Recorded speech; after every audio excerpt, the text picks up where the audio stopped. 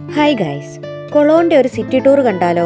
ജർമ്മനിയിലെ 4ാമത്തെ വലിയ സിറ്റിയാണ് കൊളോൺ. ഇവിടേക്ക് വരാൻ വിസ എങ്ങനെ കിട്ടും? അതല്ലേ നമ്മൾ ആദ്യം അറിയേണ്ടത്. ഷെങ്കൻ വിസ എടുക്കുന്നത് എങ്ങനെയാണെന്നും, അതല്ല നിങ്ങൾ നേഴ്സ് ആണെങ്കിൽ നേഴ്സായിട്ട് ഇവിടെ ജോലി ചെയ്യാൻ എങ്ങനെയാ വിസ എടുക്കുന്നതെന്നും ഞാൻ പറയാം. കൊളോണിൽ ബോട്ട്, ബസ്, ബിമൽബാൻ ടൂർസ് അവൈലബിൾ ആണ്.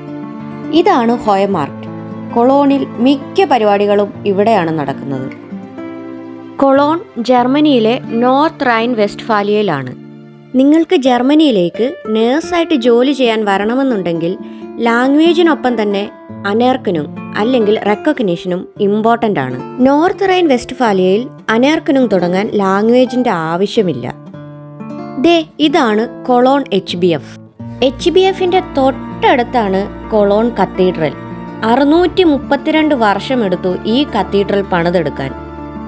കൊളോണിലേക്ക് ആര് വന്നാലും ആദ്യം പോകുന്നതും ഇവിടേക്കാണ്. കൊളോൺ കത്തീഡ്രൽ മാത്രമല്ല, റൊമാനിക് കാലഘട്ടത്തിൽ പണിത 12 പള്ളികളും കൊളോണിലുണ്ട്.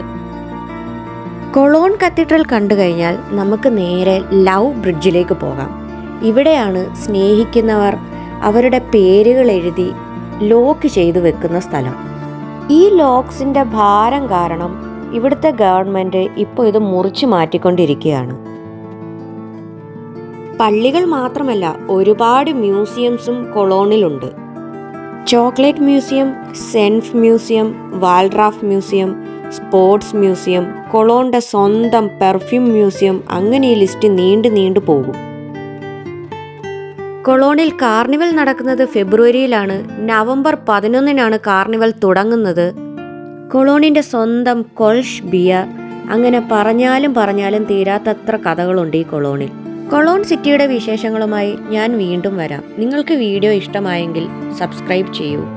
വിസ ഡീറ്റെയിൽസ് ഞാൻ ഡിസ്ക്രിപ്ഷനിൽ കൊടുത്തേക്കാം. ബൈ.